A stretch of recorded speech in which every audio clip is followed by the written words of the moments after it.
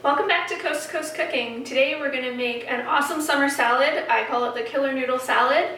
It's my take on a Thai chili noodle salad.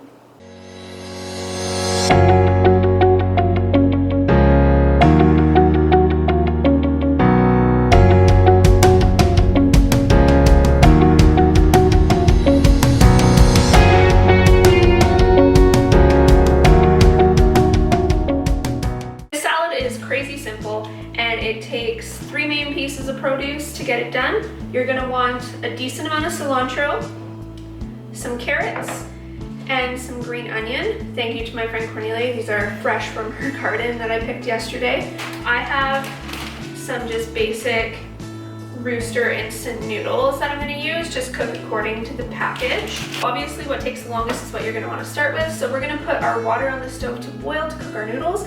We want the noodles cold anyway, so if they are done first, it's not a big deal. Let's get started on chopping the vegetables. So I'm going to be using about half my bunch of cilantro, hard stem end removed, and I'm just going to roll it up with itself as much as possible.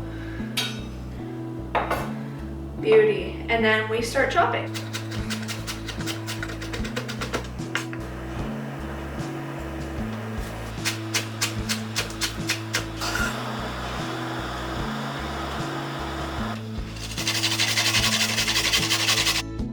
Alright, so now that our vegetables are all chopped up and in the bowl, our noodles are boiling, we have to get our sauce ready. It is going to be 1 part sesame oil,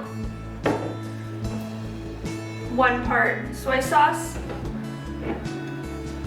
2 parts sweet Thai chili sauce. This one is actually my favorite brand, which is funny because it's dirt cheap. If you live in Canada, they sell it in Superstore down the international aisles, and it's like $3 for this whole bottle. You can't even beat that. All right, let's get going. So for the quantity that I'm making enough to have 2 lunches.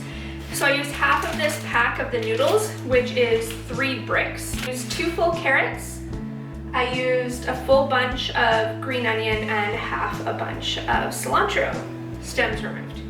As you can see, this is not an exact measurement type of situation at all. It's gonna very much so be to your taste. Some people really like sesame oil. However, it's very potent. So you're gonna wanna put it in to taste. Same for the spice.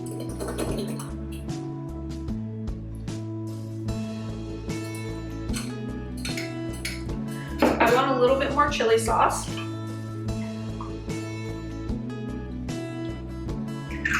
And a little bit more sesame oil.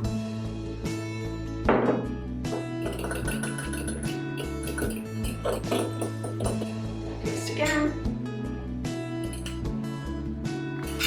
Perfect.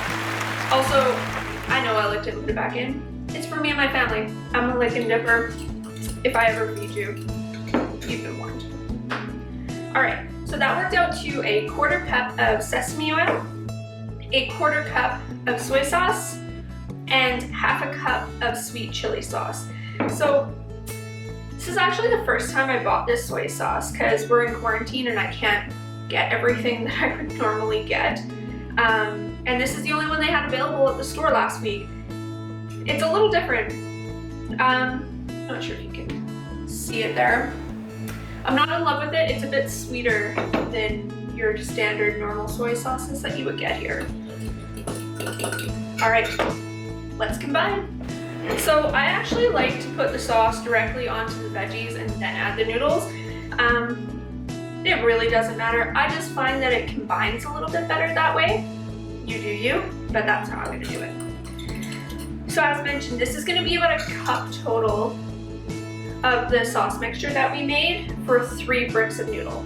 And I know that sounds like a lot, but as I mentioned, this is gonna sit in my fridge for a couple of days before we eat it, just to make sure all those flavors really get to know each other.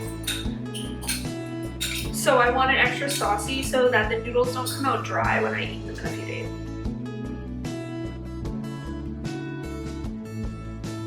Cooked, drained, cooled, and ready to go in. So while we're mixing this up, just a helpful hint with this recipe, Try and make it about 24 hours in advance to really enhance the flavors, and it will last up to about 4 days in your fridge, so you definitely have some time to play around with it. And now I think we're ready for plating. As you can see here, I'm just topping mine with some sesame seeds and cashews to add a little bit of protein. I really hope you enjoyed our recipe today. It is tangy, it's vibrant, it's full of flavor, it's awesome for, make ahead lunches, barbecues, potlucks, or just honestly a really lazy lunch when you're at home.